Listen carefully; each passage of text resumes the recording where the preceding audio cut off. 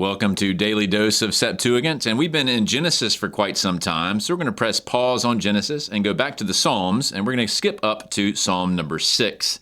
You'll see on the screen that we're going to do verses 1 through 2, which is how you'll see it in English.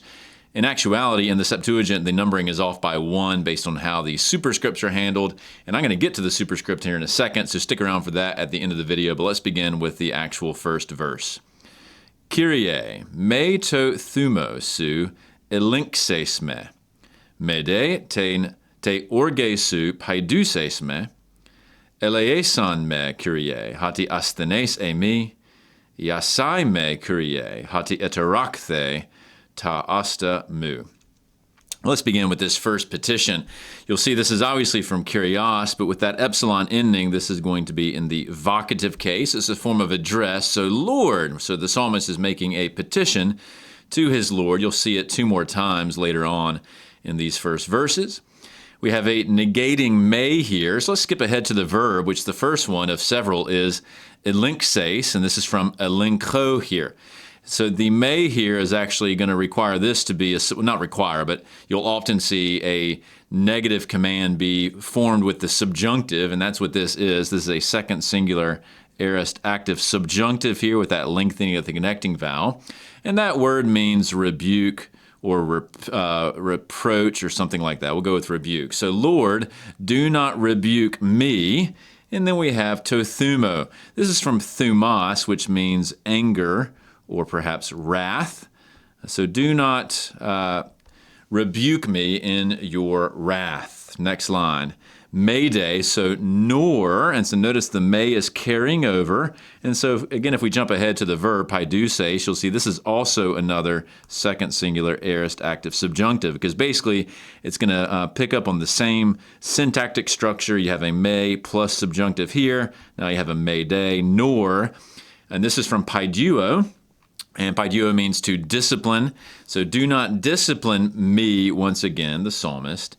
Te orge, and this is quite a common synonym with thumos. So orge would be something like fury, or you could even translate it wrath. So you'd want to pick 2 different words in the translation there to pick up on the fact that you have thumos in one case and orge in the other. So do not discipline me in your fury. So these are the, in a sense, negative imperatives, what the psalmist is asking the Lord not to do. And then the next verse here, what are we asking him to do? And the first verb is eleison me, and you can probably recognize this is like the Kyrie eleison that you'll, depending on your tradition, you might have heard that sung.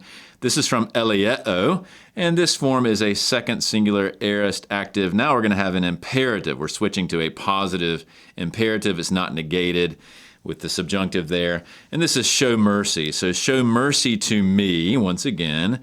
And then we have that vocative Lord. And then we have an explanation as to why. Why do we ask the Lord to be merciful to us? And the first explanation is, me, I am asthenes. This means weak, powerless, something like that. Why do I need mercy? Because I am weak. It's a psalm of confession of your own lament and weakness and brokenness before the Lord. And then our second petition is from iaomai. It's the psi ending there. This is going to be a second singular aorist middle imperative, but we're keeping the same idea of a positive imperative here. And iaomai is from, or is the word for to heal. So heal me, Lord. Yet again, another petition from me. We have another explanatory why, like because, why do I want you to heal me? Because eterakhthe, this is from terasso with that theta eta ending and epsilon on the front end. This is going to be a third singular aorist passive indicative. Terasso means to be in a state of tumult, to be stirred up, to be shaken, something like that. And it's ta asta, my bones. All of my bones are rattling within me because of my weakness and my sense of brokenness before the Lord. So the psalmist begins with this petition to the Lord not to rebuke and to chastise or discipline, and then positively to show mercy and to heal because of my state. And so in a certain sense, it's a psalm of lament as it begins with this petition out to the Kyrie. So you can end there if you want, but if you're interested, we can press on and take a look at the superscript. So in your Masoretic, this is numbered 0, and the Septuagint is numbered verse 1. And it's quite interesting. I'm going to do a whole video down the road on these superscriptions of the Greek Psalter. So this is our first taste of that. Eis ta telos in hymnois, hupertes agdoes, psalmos to Dawid.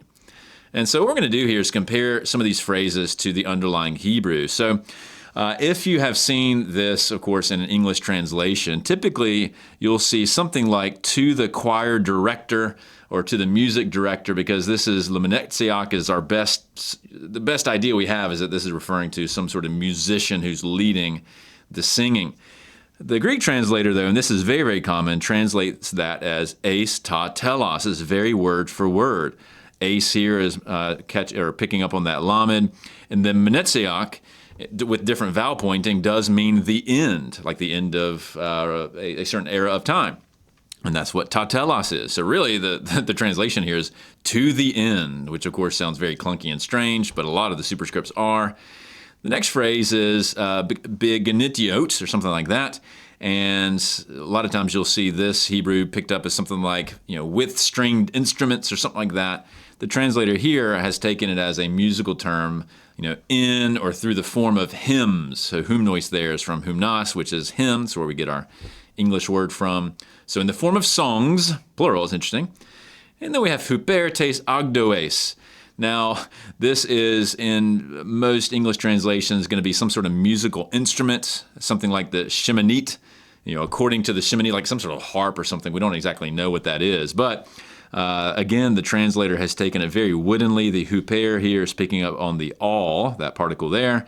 And then this set of consonants is very close to the number 8 or eighth, and that's exactly how they've taken it. So something like on behalf of the eighth, whatever that would mean in Greek. Lastly, we have psalmos to Dawid, mizmor le David in the Hebrew. So that's pretty nice, a psalm of David. Now, one of the things, if you're familiar with psalm studies, is that a lot of the psalms have this le David in its superscript. And the big debate has been whether this is a psalm by David, taking the lamed as a sort of authorial lamed, or it's a psalm to David, that is, we're singing on his behalf, it's dedicated to him. And the translator here is basically punted. They've just picked a dative, and the dative could cover either one. It could cover that it's by David, sort of instrumentally, or it's dedicated to him. So the Greek translator has taken this and left it kind of ambiguous. So anyway, we'll get back to the superscripts in a future video because they're quite fascinating and sometimes funny in terms of what they're trying to do with some of these obscure Hebrew musical terms. But that's enough for today in Psalm 6.